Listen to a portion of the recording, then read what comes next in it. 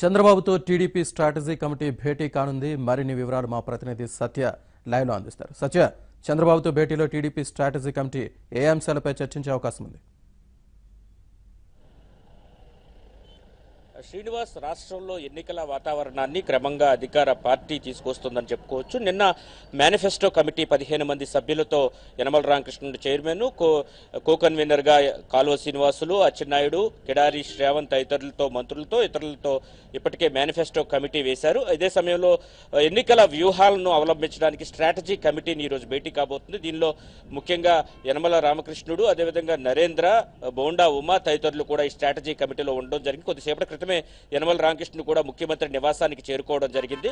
ఏదైతే ఈ స్ట్రాటజీ కమిటీలో ముఖ్యంగా మేనిఫెస్టోలో ఏ అంశాలు ఉండాలి, ఎటువంటి పథకాలను కొత్తగా ప్రవేశపెట్టాలి, ఇప్పటికే పూర్తి స్థాయిలో సంతృప్త స్థాయిలో సంక్షేమ పథకాలు రాష్ట్ర ప్రభుత్వం అమలు చేస్తున్న నేపథ్యంలో మరిన్ని పథకాలను అందరికీ చేరువయ్యే విధంగా ఎలాంటి అంశాలను స్ట్రాటజీ మేనిఫెస్టో కమిటీలో ఉంచాలని దానిపై చర్చించబోతున్నారు. దీంతో పాటు ఇప్పటికే పార్లమెంటరీ పార్టీ సమావేశాలంటే పార్లమెంటుకు సంబంధించినటువంటి సమీక్షలు ముఖ్యమంత్రి చేస్తున్నారు. నిన్న విజయవాడ, అదేవిధంగా గుంటూరు పార్లమెంటు స్థానాలకు సమీక్షలు నిర్వహించిన నేపథ్యంలో పార్లమెంటు స్థానాల్లో, అదేవిధంగా ఆయా పార్లమెంటు పరిధిలో ఉన్నటువంటి శాసనసభ స్థానాల్లో ఎవరెవరిని అభ్యర్థులుగా ఎంపిక చేయాలి, వాటికి ఎటువంటి ప్రమాణాలు తీసుకోవాలని దానిపై కూడా ఈ స్ట్రాటజీ కమిటీలో చర్చించబోతున్నట్టుగా తెలుస్తోంది. దీంతో పాటుగా ప్రధానంగా నిన్న అక్కినేని నాగార్జున ఏదైతే జగన్ ని కలిసిన విషయం పైన కూడా ఈరోజు స్ట్రాటజీ కమిటీలో కూడా చర్చకు వచ్చే అవకాశం ఉంది. ఎందుకంటే సినీ నేరస్తులను, సినీ నటులు కలుస్తాను కూడా ఈ ఉదయం జరిగినటువంటి టెలికాన్ఫరెన్స్ లో కూడా ముఖ్యమంత్రి ప్రస్తావించడం జరిగింది.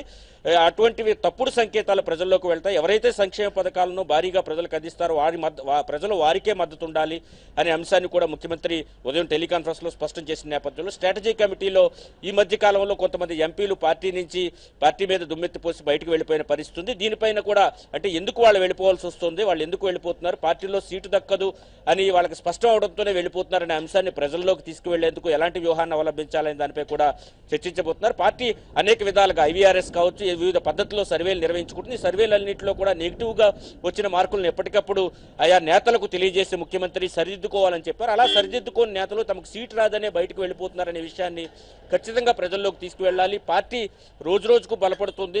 రీసెంట్ గా 5 సంక్షేమ పథకాలు ఏవైతే ప్రవేశపెట్టారో, నిరుద్యోగ భృతి కావచ్చు, పెన్షన్లు కావచ్చు, పసుపు కుంకుమ పథకం కావచ్చు, ఇటువంటి పథకాలన్నిటి ద్వారా పార్టీ మరింత గెయిన్ అవుతుందనే విషయాన్ని ప్రజల్లోకి చెప్పడంతో పాటు దీన్ని వచ్చే ఎన్నికల్లో పూర్తి స్థాయిలో పార్టీకి లబ్ధి చేకూరే విధంగా, పార్టీకి అదో బూస్టప్ గా మారే విధంగా ఎలాంటి వ్యూహం అవలంబించాలి, ప్రతి సంక్షేమ పథకాన్ని పార్టీకి ఓట్లుగా మలుచుకోవడంలో ఏం చేయాలనే దానిపై ఈ రోజు జరిగే స్ట్రాటజీ కమిటీలో సుదీర్ఘంగా చర్చించే అవకాశం ఉంది. దీన్ని స్ట్రాటజీ కమిటీ ఆధారంగానే మధ్యాహ్నం 3 గంటలకు సచివాలయంలో మేనిఫెస్టో కమిటీ భేటీ కాబోతుంది 15 మంది సభ్యులతో.